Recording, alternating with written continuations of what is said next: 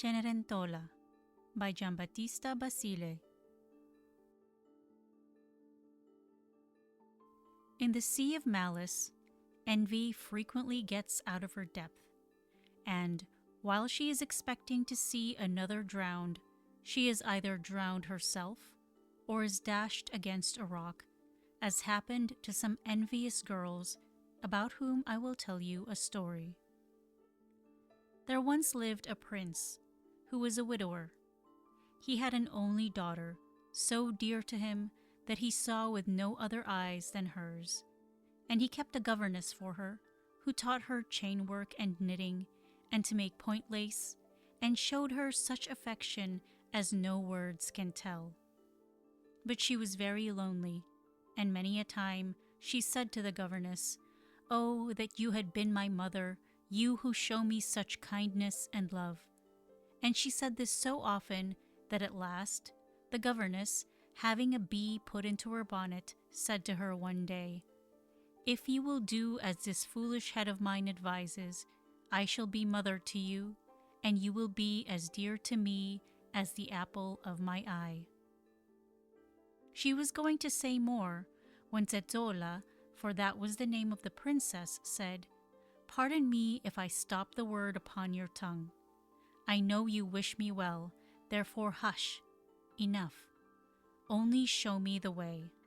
Do you right, and I will subscribe." "Well then," answered the governess, "open your ears and listen, and you will get bread as white as the flowers. You will know well enough that your father would even coin false money to please you. So do you entreat him, when he is caressing you, to marry me and make me princess. Then, bless your stars, you shall be the mistress of my life." When Cenerentola heard this, every hour seemed to her 1,000 years, until she had done all that her governess had advised, and as soon as the mourning for her mother's death was ended, she began to feel her father's pulse and beg him to marry the governess. At first, the prince took it as a joke, but Cenerentola went on shooting so long past the mark that at length she hit it, and he gave way to her entreaties. So he married the governess and gave a great feast at the wedding. Now, while the young folks were dancing and Cenerentola was standing at the window of her house, a dove came flying and perched upon a wall and said to her, "Whenever you need anything, send the request to the dove of the fairies in the island of Sardinia, and you will instantly have what you wish." For 5 or 6 days, the new stepmother overwhelmed Cenerentola with caresses, seating her at the best place at the table, giving her the choicest morsels to eat, and clothing her in the richest apparel. But ere long, forgetting entirely the good service she had received, woe to him who has a bad master, she began to bring forward 6 daughters of her own, for she had never before told anyone that she was a widow with a bunch of girls, and she praised them so much and talked her husband over in such a fashion that at last the stepdaughters had all his favor, and the thought of his own child went entirely from his heart. In short, it fared so ill with the poor girl, bad today and worse tomorrow, that she was at last brought down from the royal chamber to the kitchen, from the canopy of state to the hearth, from splendid apparel of silks and gold to dishclouts, from the scepter to the spit. And not only was her condition changed, but even her name, for instead of Cenerentola, she was now called Cenerentola. It happened that the prince had occasion to go to Sardinia upon affairs of the state, and calling the 6 stepdaughters, he asked them one by one what they would like him to bring to them on his return. Then one wished for splendid dresses, another to have head ornaments, another rouge for the face, another toys and trinkets. One wished for this, and one for that. At last the prince said to his own daughter, as if in mockery, "And what would you have, child?" "Nothing, father," she replied, "but that you commend me to the dove of the fairies, and bid her send me something. And if you forget my request, may you be unable to stir backwards or forwards. So remember what I tell you, for it will fare with you accordingly." Then the prince went his way and did his business in Sardinia, and procured all the things that his stepdaughters had asked for. But poor Zezzola was quite out of his thoughts, and going on board a ship, he set sail to return. But the ship could not get out of the harbor. There it stuck fast, just as if held by a sea lamprey.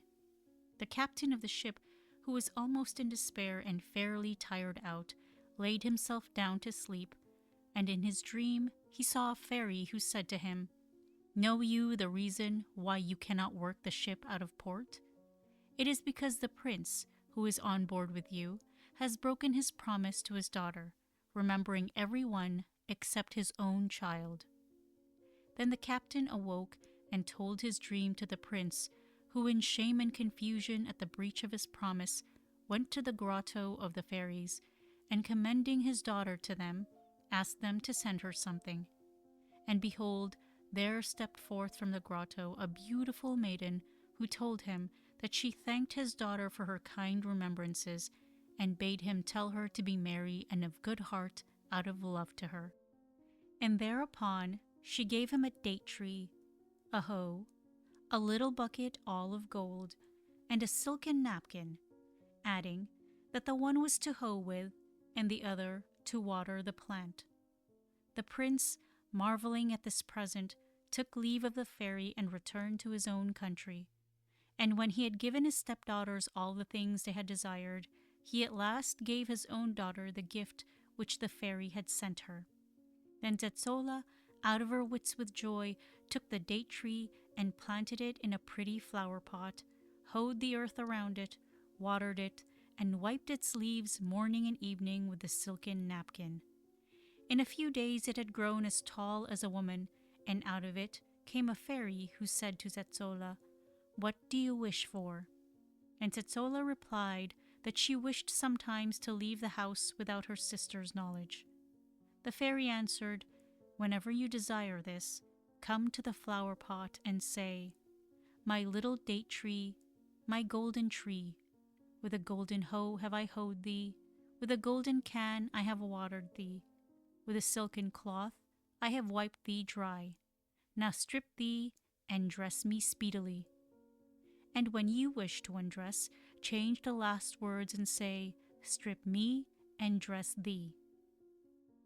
When the time for the feast was come, and the stepmother's daughters appeared, dressed out so fine, all ribbons and flowers, and slippers and shoes, sweet smells and bells and roses and posies, Zezzola ran quickly to the flower pot, and no sooner had she repeated the words as the fairy had told her, than she saw herself arrayed like a queen, seated upon a palfrey, and attended by 12 smart pages, all in their best clothes. Then she went to the ball, and made the sisters envious of this unknown beauty. Even the young king himself was there, and as soon as he saw her, he stood, magic-bound with amazement, and ordered a trusty servant to find out who was that beautiful maiden, and where she lived. So the servant followed in her footsteps, but when Zezzola noticed the trick, she threw on the ground a handful of crown pieces which she had made the date tree give her for this purpose. Then the servant lighted his lantern, and was so busy picking up all the crown pieces that he forgot to follow the palfrey, and Zezzola came home quite safely, and had changed her clothes as the fairy told her, before the wicked sisters arrived, and to vex her and make her envious, told her of all the fine things they had seen. But the king was very angry with the servant, and warned him not to miss finding out next time who this beautiful maiden was, and where she dwelt. Soon there was another feast, and again the sisters all went to it, leaving poor Zezzola at home on the kitchen hearth. Then she ran quickly to the date tree, and repeated the spell, and instantly there appeared a number of damsels, one with a looking-glass, another with a bottle of rose-water, another with the curling-irons, another with combs, another with pins, another with dresses, and another with capes and collars. And they decked her out as glorious as the sun, and put her in a coach drawn by 6 white horses, and attended by footmen and pages in livery. And no sooner did she appear in the ballroom than the hearts of the sisters were filled with amazement, and the king was overcome with love. When Cenerentola went home, the servant followed her again.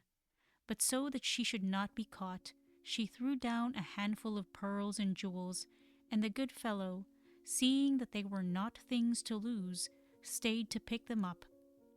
So she had time to slip away and take off her fine dress as before.